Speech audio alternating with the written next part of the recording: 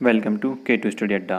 दोस्तों, हम इस वीडियो में 6ठी शताब्दी ईस्वी पूर्व के बाद का भारत मौर्य काल से विगत परीक्षा में पूछे गए सभी महत्वपूर्ण प्रश्न के बारे में डिस्कस करेंगे और हर क्वेश्चन से रिलेटेड इंपॉर्टेंट फैक्ट भी मैं आपको बताऊंगा। तो आप पूरा वीडियो बहुत ध्यान से देखिए। चलिए शुरू करते हैं। पहला क्वेश्चन, भारत में सबसे पुराना लौह युग जुड़ा हुआ है। पहला ऑप्शन चित्रधूसर मृदभांडों के साथ, दूसरा ऑप्शन काले और लाल मृदभांडों के साथ, तीसरा ऑप्शन गेरू रंग के मृदभांडों के साथ एंड चौथा ऑप्शन उत्तरी काली पॉलिश करने वाले मृदभांडों के साथ। आपका राइट आंसर होगा पहला ऑप्शन चित्रधूसर मृदभांडों के साथ। दोस्तों, यदि वीडियो आपको अच्छा लगता है तब आप वीडियो को लाइक शेयर जरूर क्या करो। नेक्स्ट, मगध के उत्थान के लिए कौन सा प्रथम शासक उत्तरदायी था। पहला ऑप्शन बिंदुसार, दूसरा ऑप्शन अजातशत्रु, तीसरा ऑप्शन बिंबिसार एंड चौथा ऑप्शन वासुदेव। आपका राइट आंसर होगा तीसरा ऑप्शन बिंबिसार। बिंबिसार मगध की गद्दी पर 544 ईसा पूर्व में बैठा था। इसने राजगृह का निर्माण कर इसे अपनी राजधानी बनाया। नेक्स्ट, हर्यक वंश का शासक अजातशत्रु किसका पुत्र था। पहला ऑप्शन अनिरुद्ध, दूसरा ऑप्शन उदयन, तीसरा ऑप्शन बिंबिसार एंड चौथा ऑप्शन नागदशक। आपका राइट आंसर होगा तीसरा ऑप्शन बिंबिसार। हर्यक वंश का शासक अजातशत्रु बिंबिसार का पुत्र था।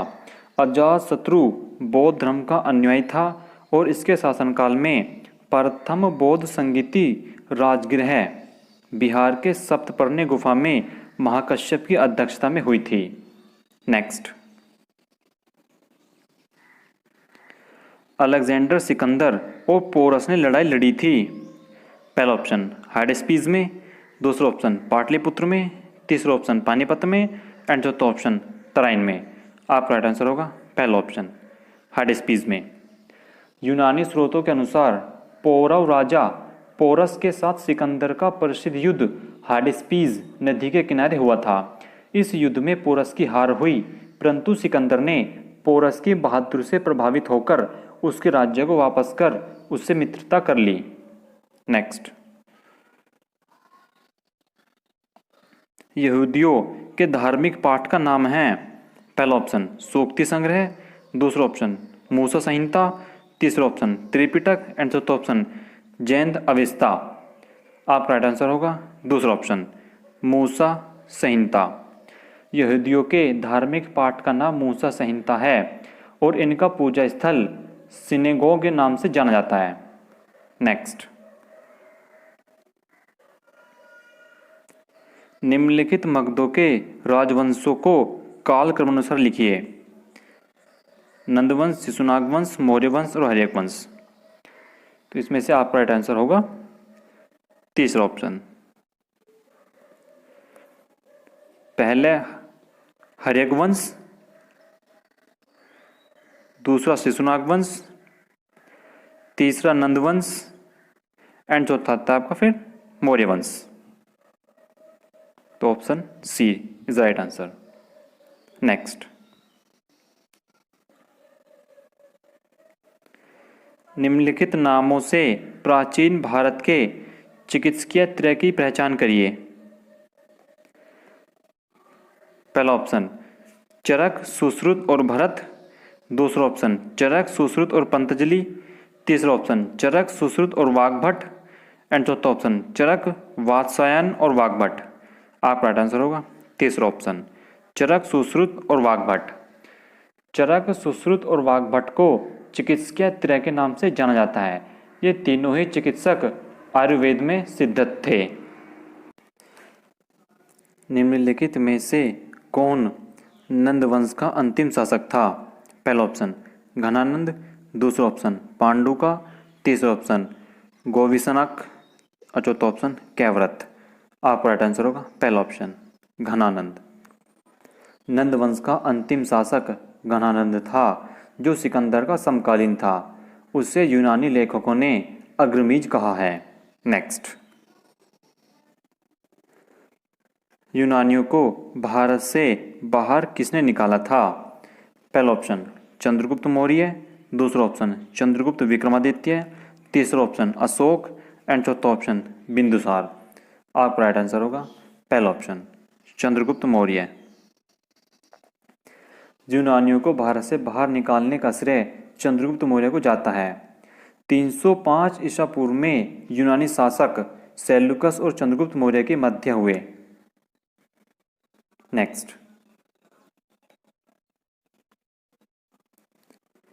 चंद्रगुप्त मौर्य ने अपने अंतिम दिन कहाँ गुजारे थे? पहला ऑप्शन काशी, दूसरा ऑप्शन पाटलिपुत्र, तीसरा ऑप्शन उज्जैन एंड चौथा ऑप्शन श्रवण बेलगोला। आपका राइट आंसर होगा चौथा ऑप्शन श्रवण बेलगोला। जैन लेखकों के अनुसार चंद्रगुप्त मौर्य ने अपने जीवन के अंतिम चरण में अपने पुत्र के पक्ष में सिंहासन छोड़कर जैन साधु भद्रबाहु के साथ श्रवण बेलगोला चले गए और यहीं इसने कायाकलेश द्वारा शरीर त्याग दिया था। इसे जैन धर्म में संलेखना कहा गया है। नेक्स्ट, चंद्रगुप्त मौर्य का पुत्र कौन था? पहला ऑप्शन बिंदुसार, दूसरा ऑप्शन चंद्रगुप्त द्वितीय, तीसरा ऑप्शन अशोक एंड चौथा ऑप्शन बिंबिसार। आपका राइट आंसर होगा पहला ऑप्शन बिंदुसार। बिंदुसार सम्राट चंद्रगुप्त मौर्य का पुत्र था। बिंदुसार को अमित्रघात भी कहा जाता है। यूनानी इतिहासकार उसे अमित्रोचेटस के नाम से पुकारते हैं। नेक्स्ट, बिंदुसार का पुत्र कौन था? पहला ऑप्शन अशोक, दूसरा ऑप्शन चंद्रगुप्त, तीसरा ऑप्शन बिंबिसार एंड चौथा ऑप्शन अजातशत्रु। आपका राइट आंसर होगा पहला ऑप्शन अशोक। अशोक मौर्य राजवंश का महान सम्राट था। यह बिंदुसार का पुत्र था। नेक्स्ट, अशोक की प्रशासनिक नीति में भारी परिवर्तन किस घटना से आया? पहला ऑप्शन तीसरी बौद्ध परिषद, दूसरा ऑप्शन कलिंग युद्ध, तीसरा ऑप्शन बौद्ध धर्म को अपनाना एंड चौथा ऑप्शन मिशनरी को सीलोन भेजना। आपका राइट आंसर होगा दूसरा ऑप्शन कलिंग युद्ध। अशोक की प्रशासनिक नीति में भारी परिवर्तन कलिंग युद्ध की घटना के बाद आया। कलिंग युद्ध के बाद ही अशोक द्वारा बहरी घोष की नीति का त्याग कर धम्म घोष की नीति को अपनाया गया। नेक्स्ट, निम्नलिखित में से वह व्यक्ति कौन है जिसका नाम देवानाम प्रियदर्शी था? पहला ऑप्शन मौर्य राजा अशोक, दूसरा ऑप्शन मौर्य राजा चंद्रगुप्त मौर्य, तीसरा ऑप्शन गौतम बुद्ध एंड चौथा ऑप्शन भगवान महावीर। आपका राइट आंसर होगा पहला ऑप्शन मौर्य राजा अशोक। मौर्य सम्राट अशोक के अभिलेखों में उसे देवानाम प्रिय, देवानाम प्रियदर्शी तथा राजा आदि की उपाधियों से संबोधित किया गया है। मास्की, गुर्जरा, निट्टूर तथा उद्गेलोगोलम लेखों में उसका नाम अशोक मिलता है तथा पुराणों में उसे अशोक वर्धन कहा गया है। नेक्स्ट, निम्नलिखित में से किसकी जानकारी अशोक के शिलालेखों से मिलती है? पहला ऑप्शन जीवन वृत्त, दूसरा ऑप्शन आंतरिक नीति, तीसरा ऑप्शन विदेश नीति एंड चौथा ऑप्शन सभी विकल्प सही हैं। आपका राइट आंसर होगा चौथा ऑप्शन सभी विकल्प सही हैं। अशोक का इतिहास हमें मुख्यतः उसके अभिलेखों से ही ज्ञात होता है। उसके अभिलेखों का विभाग 3 वर्गों में किया जाता है। पहला शिलालेख, दूसरा स्तंभलेख तथा तीसरा है गुहालेख। नेक्स्ट, कलिंग युद्ध के बाद निम्न में से किसने महाराज अशोक के रूपांतरण को दर्ज किया? पहला ऑप्शन रॉक एडिक्ट सेकंड, दूसरा ऑप्शन रॉक एडिक्ट फोर्थ, तीसरा option rock edict sixth and चौथा ऑप्शन रॉक एडिक्ट एट्थ। आपका राइट आंसर होगा चौथा option rock edict eighth.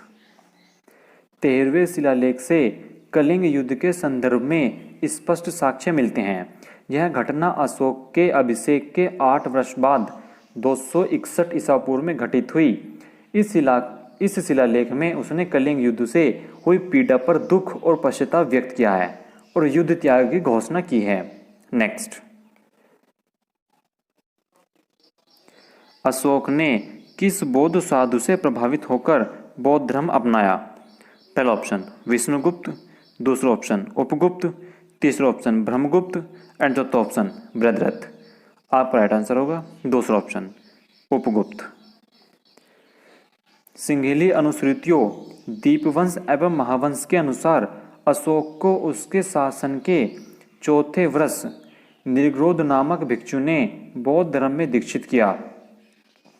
दिव्यवदान Ashok को बौद्ध धर्म में दीक्षित करने का श्रेय उपगुप्त नामक बौद्ध भिक्षु को देता है। नेक्स्ट, मौर्य काल के दौरान शिक्षा का सबसे प्रसिद्ध केंद्र निम्न में से कौन सा था? पहला ऑप्शन उज्जैन, दूसरा ऑप्शन वल्लभी, तीसरा ऑप्शन नालंदा एंड चौथा ऑप्शन तक्षशिला। आपका राइट आंसर होगा चौथा ऑप्शन तक्षशिला। मौर्य काल में शिक्षा का सर्वाधिक प्रसिद्ध केंद्र तक्षशिला था। यहाँ विश्व भर से लोग पढ़ने आते थे। यह वर्तमान इस्लामाबाद पाकिस्तान की राजधानी से कुछ ही दूरी में पश्चिम में स्थित है। चंद्रगुप्त मौर्य ने सैनिक शिक्षा तक्षशिला से प्राप्त किया था। चाणक्य यहाँ का प्रसिद्ध आचार्य भी था। नेक्स्ट, अशोक के शिलालेख किस लिपि में खुदे हुए हैं? पहला ऑप्शन मगधी, दूसरा ऑप्शन ब्राह्मी, तीसरा ऑप्शन पाली एंड चौथा ऑप्शन देवनागरी लिपि। आपका राइट आंसर होगा दूसरा ऑप्शन ब्राह्मी। अशोक के अभिलेखों में शाहबाजगढ़ी एवं मानसेहरा के अभिलेख खरोष्टे लिपि में, तक्षशिला एवं लघुमान अभिलेख अरमाइकी लिपि में तथा सरेकुना अभिलेख अरमाइकी एवं ग्रीक लिपि में उत्कीर्ण हैं। इसके अलावा सभी शिलालेख लघु शिलालेख, स्तंभलेख एवं लघु स्तंभलेख ब्राह्मी लिपि में उत्कीर्ण हैं। नेक्स्ट, निम्न में से किसने और कब पहली बार अशोक के शिलालेखों का अर्थ स्पष्ट किया था? पहला ऑप्शन 1810 में हैरी स्मिथ ने, दूसरा ऑप्शन 1787 में जॉन टावर ने, तीसरा ऑप्शन 1825 में चार्ल्स मैटकॉफ ने एंड चौथा ऑप्शन 1837 में जेम्स प्रिंसिप ने। आपका राइट आंसर होगा चौथा ऑप्शन 1837 में जेम्स प्रिंसिप ने। सर्वप्रथम 1837 ईस्वी में जेम्स प्रिंसिप नामक विद्वान ने अशोक के शिलालेखों को पढ़ा था। प्रसिद्ध इतिहासकार D.R. भंडारकर महोदय ने तो मात्र अभिलेखों के आधार पर अशोक का इतिहास लिखने का प्रयास किया है। नेक्स्ट, निम्न में से कौन सा तत्व धम्म में वर्णित नहीं था? पहला ऑप्शन माता पिता का आज्ञा पालन, दूसरा ऑप्शन दान पुण्य, तीसरा ऑप्शन भ्रत भाव एंड चौथा ऑप्शन संघ के प्रति आस्था। आपका राइट आंसर होगा चौथा ऑप्शन संघ के प्रति आस्था। धम्म में वर्णित है कि पशु प्राणियों की हत्या न करना, प्राणियों को क्षति न पहुंचाना, माता पिता की सेवा करना, भातृभाव, दान पुण्य, अल्प व्यय, अल्प संचय इत्यादि। धम्म में संघ के प्रति आस्था से संबंधित कोई तत्व वर्णित नहीं है। नेक्स्ट, मौर्य वंश के शासन के दौरान स्थानिक कौन था? पहला ऑप्शन जिला प्रशासक, दूसरा ऑप्शन प्रांतीय प्रशासक, तीसरा ऑप्शन ग्राम प्रशासक एंड चौथा ऑप्शन नगर प्रशासक। आपका राइट आंसर होगा पहला ऑप्शन जिला प्रशासक। मौर्य वंश के दौरान स्थानिक जिला प्रशासक होता था। नेक्स्ट,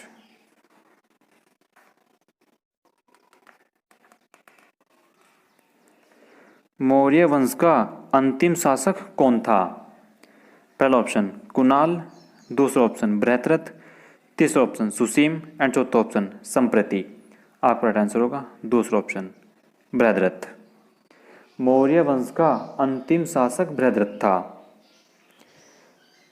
दोस्तों, यदि ये वीडियो आपको अच्छा लगता है तब आप वीडियो को लाइक शेयर जरूर क्या करो। तो ये था हमारा मौर्य काल से संबंधित वीडियो। आपको वीडियो कैसा लगा प्लीज़ कमेंट बॉक्स में जरूर बताना। और अगर अभी तक भी आपने हमारे चैनल को सब्सक्राइब नहीं किया है तो इसे आप सब्सक्राइब जरूर कर लीजिए। आपको इस चैनल से निश्चित ही मदद मिलेगी। Thanks for watching.